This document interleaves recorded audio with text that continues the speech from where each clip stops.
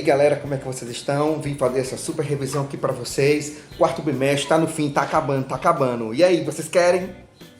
Matéria do quarto bimestre, última, né? Nós vamos falar sobre o ciclo hidrológico, ciclo das águas, problemas ambientais. Primeiro, a água, galera, ela é encontrada nas três formas aqui na Terra, no estado líquido, sólido e gasoso. Isso acontece por causa do Sol. Se tiver uma questão assim, ou qualquer coisa, qual é a maior fonte de energia que nós temos no nosso planeta? O Sol. Qual é a mais utilizada? É o petróleo. Mas o Sol, ele consegue movimentar todas as fontes de energia que nós temos aqui na Terra. Inclusive, por exemplo, quando você come algum tipo de vegetal, você absorve a luz do Sol, porque o vegetal primeiramente absorveu a luz do Sol. Se você devora um animal, carne, seja lá que for frango, você absorveu também a energia do Sol, porque aquele animal herbívoro comeu aquela grama, comeu aquele vegetal que absorveu a luz do Sol. Então a luz do Sol é a parte mais importante. Ela é que faz, ela que colabora para que a água ela esteja em um estado líquido. É um dos requisitos básicos para que exista vida na Terra. O vapor d'água condensado nas nuvens, ele se precipita de três formas. Em forma de chuva, né?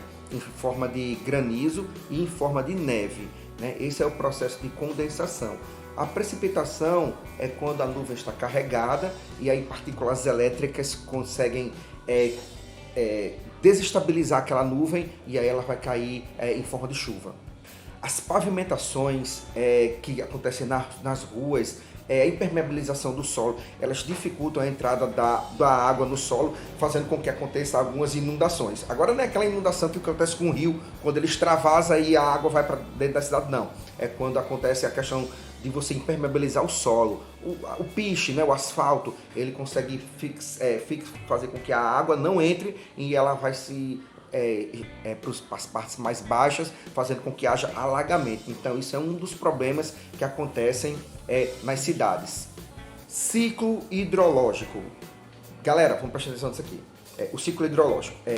A água do mar é evaporada pelo sol, né? E quando eu estava no sexto ano, quando a professora de geografia falou isso, né, que acontecia a evaporação da água do mar pelo sol, eu pensava que era água fervendo assim, como se fosse uma panela no fogo. Não, burro, não. É uma leve camada, uma fina espessura que consegue fazer com que essa água fique entre em 60 graus, 65 graus e ela é levemente evaporada. Agora pense nisso aí, em 70% do nosso planeta sendo formado por água. Então muitas. Enquanto você está vendo essa videoaula nesse momento, são, sei lá, bilhões de toneladas de água sendo evaporada nesse momento agora para esse processo da chuva. A água é evaporada e aí vira nuvem, condensação, a nuvem fica carregada, cai em forma de precipitação, a água vai para um rio ou vai para o mar, corre diretamente para o mar a água e aí é evaporada de novo e vira nuvem, cai em estado de chuva, a água vai para o mar e é um ciclo. Vou incluir uma coisa para vocês. Quando eu fiz o sexto ano, lá em 1800 Desculpe. Quando eu fiz o sexto ano, acontecia assim, só tinha esse ciclo hidrológico. Evaporação, condensação, precipitação. Evaporação, condensação, precipitação. Vou incluir um conhecimento novo agora. As plantas e os animais, eles absorvem também a água. Esse processo se chama evapotranspiração. Não se esqueça disso. Então, é um processo que acontece, não tem uma ordem não. Ele pode acontecer assim, da precipitação para evapotranspiração, da condensação, só com aquele vapor de água na atmosfera. As plantas podem absorver também. Isso corresponde ao clima também equatorial úmido, né? Acontece muito esse tipo de coisa. É o exemplo da floresta amazônica. Biomas do Brasil. Nós temos 6 biomas aqui no Brasil. Nas décadas de 1970, assim, no período da ditadura militar aqui no Brasil, um professor, um geógrafo chamado Nassib Abir Saber, esse cara, ele era professor de geografia, e aí o governo, ele pagou a esse professor para ele fazer uma pesquisa aqui no Brasil sobre essas vegetações que nós não sabíamos que tinham. Então tinha que identificar, porque o processo de desenvolvimento estava acontecendo no mundo, e aqui o Brasil a gente não sabia o que é que tinha. Então ele foi o responsável por avaliar e dar uma nomenclatura a esse tipo de vegetação. Eles chamam de biomas, né? Também domínios morfoclimáticos, né? Também foi chamado assim. Então nós temos o domínio amazônico, o domínio do Cerrado, o domínio do Pantanal, o domínio da Mata Atlântica, o domínio da Caatinga e dos Pampas, né, galera? Sobre o domínio da Amazônia, né? Então, esse mapa aqui, domínio da Amazônia, que ele é o maior que tem, ele compreende a parte da floresta amazônica que está aqui no Brasil, que é a floresta amazônica, ela pega outros países também, Bolívia, Peru, Venezuela e outros países. Mas ele é o maior bioma que nós temos, né? Ele corresponde à floresta amazônica. Antigamente dizia que a Amazônia era considerado o pulmão do mundo, né? Acontecesse qualquer problema com o mundo, a Amazônia dava conta porque é o pulmão do mundo. Não tem mais isso não. Nós sabemos hoje que o mar, o oceano, ele libera muito mais oxigênio do que as florestas do mundo. O domínio do cerrado, esse é o segundo maior domínio. Ele é o segundo. Ele é muito devastado por conta da sua madeira, né? Eles utilizam a madeira para fazer cercados, utilizam a madeira para fazer tipo lenha para queimar, para fabricação de pães e outros tipos de produtos que utilizam fogo, né, como forma de produção. Aí essa vegetação está sendo totalmente destruída. Uma característica legal dela é que ela é considerada a nossa savana brasileira. Sim, savana. Professor, savana não só tem na África. Sim, só tem na África, mas o cerrado ele é considerado a savana do Brasil. Em terceiro temos o Pantanal. O Pantanal, ele é uma coisa assim, ele é pequeno, né, um dos biomas menores que tem, mas ele é único, assim, não existe nada igual a ele em nenhum canto do mundo, porque devido às condições climáticas que nós temos aqui no Brasil, torna esse ambiente um ambiente único, com a questão da água, do clima, de animais, de espécies endêmicas. Tem animais do Pantanal que, se forem retirados de lá, eles morrem, porque são espécies endêmicas, né? Eles precisam estar naquela região dela, se retirar eles morrem. Mata Atlântica. A Mata Atlântica ela corresponde a um tipo de vegetação arbórea muito devastada, né?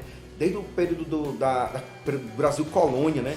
Dom Pedro II já chegou e já olhou, não, vamos devastar, vamos precisar disso aqui. O pau-brasil se localiza nela e vai lá, desde o Rio Grande do Norte até o sul do Brasil, lá no Rio Grande do Sul, se estende a Mata Atlântica e ela é uma das principais devastadas que nós temos aqui. Você vai questionar para você, qual bioma é mais devastado no Brasil? Você, Mata Atlântica, você não marca nem azul, marca ela. Ela é a Caatinga, né, que está em fase de extinção. A Caatinga, né? Caatinga. Essa vegetação, ela é a vegetação típica do semiárido aqui do Nordeste da gente, né? Essa parte aqui do Ceará corresponde ao sertão, né? E o Brasil é dividido em sertão, agreste a questão da Mata Atlântica e do meio norte, o sertão que compreende a gente aqui tem um clima semiárido, né? Característica do semiárido, plantas que conseguem resistir ao calor, né? Como o cacto, o mandacaru e outras vegetações. Esse tipo de vegetação ela recebe uma nomenclatura. Ela é chamada de vegetação xerófila, né? Porque aguenta muito calor, né? Estranho, né? Xerófila. E os pampas, né? Os pampas, eles são uma vegetação característica lá do Rio Grande do Sul, onde é um tipo de gramínea, né? São vários tipos de gramas, né? que elas crescem. É uma característica de vegetação assim, bem parecida com o que tem na Europa. E são vários tipos de gramas, basicamente. Os mangues, eles são vegetações que eles crescem em áreas alagadas salgadas, né? É quando a água do rio encontra a água do mar, aí essa junção, assim, tá, tem que ser natural, né? Essa junção, ela consegue fazer com que cresça a questão do mangue, né? Os mangues, eles têm raízes respiratórias, como vocês podem ver aqui. Eles são aerorrespiradores, né? Que são raízes que crescem acima da lâmina d'água e ela consegue absorver bem e promover o ambiente. Os mangues são considerados os hospitais do oceano, né? Porque eles são fontes de nutrientes e proteínas para os animais. São um ecossistema bem importante que nós temos aqui no Brasil e está em fase de devastação também, né? A carcinicultura, a indústria salineira e outros, né? A utilização da sua madeira também vem sendo um dos motivos de devastação que nós temos desse bioma aqui no Brasil. Intemperismo. O intemperismo, ele é um processo em que há um desgaste das rochas, né? Elas ficam desagregadas, vão se quebrando. O quente, o frio, o vento, a água, a chuva e tudo isso faz com que a rocha ela fique desagregada, ela vai perdendo seus componentes e virando tipo sedimentos. E não acontece só com as rochas não, acontece com tudo, cara. Se você pudesse ter uma visão assim, sei lá, microscópica, você veria tudo, até as coisas da sua casa, madeira, porta, teto, seja lá o que for, as partículas estão sendo absorvidas para o chão. O intemperismo ele pode ser classificado de 3 formas: intemperismo químico, intemperismo físico e o intemperismo biológico. O que é o intemperismo físico? Ele é caracterizado pela água, né? Pela água do mar, devido ser salina, salgada, ácida. Água da chuva, sim, ela é levemente ácida. Ela consegue corroer as coisas. Você que já tomou banho de chuva deve ter percebido como ficou os seus cabelos, né? Devido àquela acidez. Então, por exemplo, o intemperismo químico ele pode afetar áreas costeiras, geralmente áreas costeiras, apartamento do continente, cidades, campo, como por exemplo a chuva. Né? Ela é ácida, a água do mar é ácida também e tem a salinidade. Um exemplo que nós temos aqui em Aracati, por exemplo, é aquela canoa quebrada. Lá em Canoa Quebrada tem aquelas falésias, né? As falésias, elas são, a todo momento, elas estão se degradando. É tanto aquele símbolo que tem de Canoa Quebrada, a lua e tudo, já é o segundo símbolo, porque o primeiro já era, né? E não tem ninguém destruindo não, apenas o próprio ambiente que está fazendo isso. Aquelas falésias, elas são submetidas à água da chuva, que quando cai, infiltra, desagrega, acaba desagregando, corroendo aquela rocha e indo para baixo, por processo de gravidade. A água do mar, com a salinidade, batendo ali todo o tempo, né? O mar está aqui a leste, então sempre batendo aqui, vai desagregando também e vai correndo. Futuramente, aquelas falésias vão se acabar. É o destino de todas as falésias, se acabar, né? Porque elas estão lá e o processo está lá em cima delas. Quente de manhã, frio à noite, chuva em alguns períodos muito secos, e isso acaba desgastando. Naquela região acontece tanto o intemperismo químico como o intemperismo físico. Sim, professor, os dois podem acontecer, o químico e o físico, sim. O intemperismo químico e físico, eles podem ocorrer ao mesmo tempo também. O intemperismo físico, ele tem a ver com o vento, né, galera? Regiões que são muito montanhosas, ou então tem aquelas rochas bem grandes, elas têm uns formatos estranhos, assim, ó. Esse formato, quem foi que fez? Por muito tempo, os geólogos, eles olhavam as coisas assim, meu Deus, como foi que isso foi construído desse jeito? O que foi que aconteceu aqui? Simplesmente o vento. O vento passa, agora não é 5 dias isso aconteceu não, dezenas de anos, centenas de anos, vai acontecendo o vento passando por aí, ele acaba dando uma forma, né? O que estuda as formas do relevo é a geomorfologia. Aí acaba ficando com aquela forma, por causa do intemperismo físico, né? O temperismo físico tem a ver também com o quente e o frio. De manhã, temperaturas de 38, 39 graus, né? E à noite cai a temperatura, sei lá, 20 graus, 18 graus. Aí essa diferença de temperatura quente, muito quente de manhã e muito frio à noite, faz com que as rochas e tudo, né, acabe se rachando, se desagregando, se esfacelando e vai perdendo a sua composição. Ok? Intemperismo biológico. O intemperismo biológico tem a ver geralmente com as plantas, né? Não sei se você já viu, eu já vi uma coisa dessa. Quando eu estudava em Mossoró, aí tinha um muro lá, aí.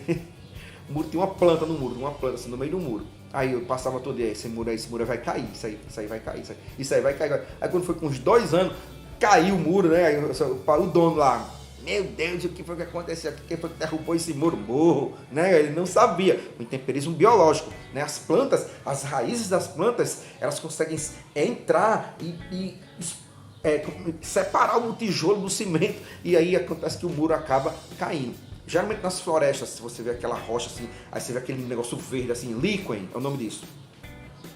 Aquilo ele vai acabar desagregando, ele vai entrar nas raízes, vão entrando naquela rocha, de repente a rocha vai e abre, né? Isso aí é o intemperismo biológico. Sobre os problemas ambientais que nós temos nas cidades, galera, vale destacar alguns, né? Vamos dizer que tem muitos, mas vamos destacar os principais. Primeiro, a ineficiência do sistema de drenagem, né? Aquelas bocas de lobo, aqueles bueiros e tudo, aquilo ali é ineficiente. Era para ser bem maior, era para ser mais estruturado, era para pensar assim, rapaz, quanto é que chove aqui nesse local? Vamos fazer um bueiro desse tamanho aqui. Não, simplesmente chega lá, faça um bueiro aí, 30 centímetros por 40, pronto, daí dá certo. E faz, não, mano, tem que ter um estudo para poder fazer esse tipo de coisa.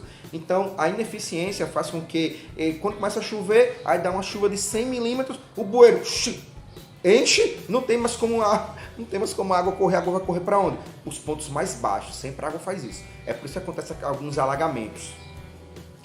A retirada da vegetação nativa da região, por exemplo, é um dos grandes motivos. Por exemplo, quando tem muita vegetação no local, que chove, as raízes, elas absorvem, o solo absorve a água, evitando que o solo fique encharcado de água e não aconteça esses deslizamentos, né? Ou então o curso d'água mude para outro canto. Então, quando você tira a vegetação, você colabora para que a água e areia formam um tipo de massa muito pesada, que ela vai ter um movimento, que são chamadas massas de terra, porque elas vão para algum local e vão aterrar. Tipo aquilo que aconteceu com o Brumadinho, né? Aquela represa cheia de coisa, de rejeitos, né? Acabou alagando tudo. Tipo isso aí.